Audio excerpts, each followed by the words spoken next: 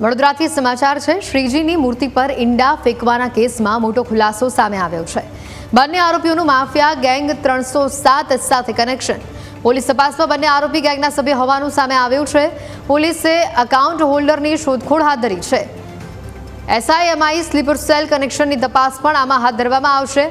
આ સાથે જ બંને આરોપીઓના રિમાન્ડ મેળવવામાં આવ્યા છે, તેમાં પણ અનેક રાજ ખુલી શકે છે તેવી શક્યતાઓ વ્યક્ત કરવામાં આવી રહી છે। પોલીસે આરોપીઓને દોરડાથી બાંધી વરઘોડો કાઢ્યો હતો।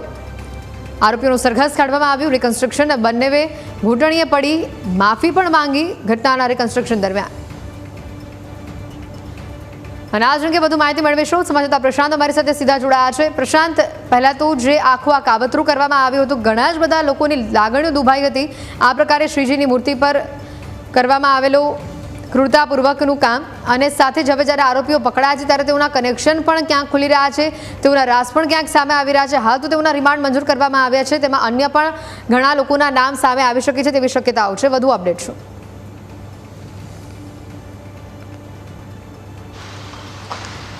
બિલકુલથી ગણેશ ચતુર્થીની પૂર્વ રાતે વડોદરા શહેરના પાણીગેટ વિસ્તાર ખાતે આવેલા મદાર માર્કેટથી ગણેશજીની સવારી નીકળી હતી, અને આ સવારી ઉપર કેટલાક અસામાજિક તત્વો દ્વારા ઈંડા ફેંકવામાં આવ્યા હતા, જેને લઈને ધાર્મિક લાગણી ડૂબાઈ હતી।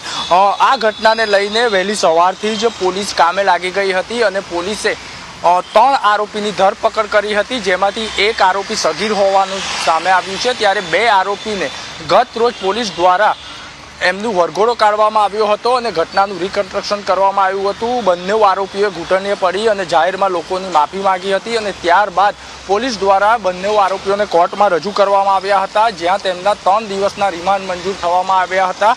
રિમાન્ડ દરમિયાન એ બી સામે આવ્યું છે કે જે આરોપીની ધરપકડ કરવામાં આવી છે, ગણેશજીની મૂર્તિ પર ઈંડા ફેંકનાર સુફિયા ઉર્ફે ગામા સલીમભાઈ મંસૂરી અને શાહનવાજ ઉર્ફે બળબડ મોહમ્મદ ઇરશાદ કુરેશી તથા એક સગીરની ધરપકડ કરી હતી। આ તોફાની તત્વો શહેરમાં જાણે પોતાની ધાક જમાવવા માંગતા હોય તે રીતે ઇન્સ્ટાગ્રામ પર માફિયા ગેમ નામથી એક એકાઉન્ટ બનાવી તેમાં વિવિધ પ્રકારના વિડીયો અપલોડ કરતા હોવાનું ધ્યાને આવ્યું હતું।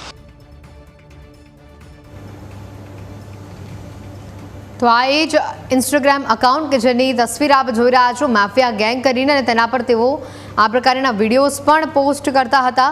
હાલ તો આજે 2 આરોપી જેને આપણે ટીવી સ્ક્રીન ઉપર જોઈ રહ્યા છો તેઓની ધરપકડ કરી લેવામાં આવી છે, રિમાન્ડ મેળવવામાં આવ્યા છે, અને તેઓની સાથે અન્ય કેટલા લોકો સંડોવાયેલા છે, કઈ ગેંગ સાથે તેઓ જોડાયેલા છે તેને લઈને પણ તપાસ જે છે તે કરવામાં આવી રહી છે। અનેક રાજ ખુલશે તેઓના રિમાન્ડ દરમિયાન તેવી પણ માહિતી સામે આવી રહી છે।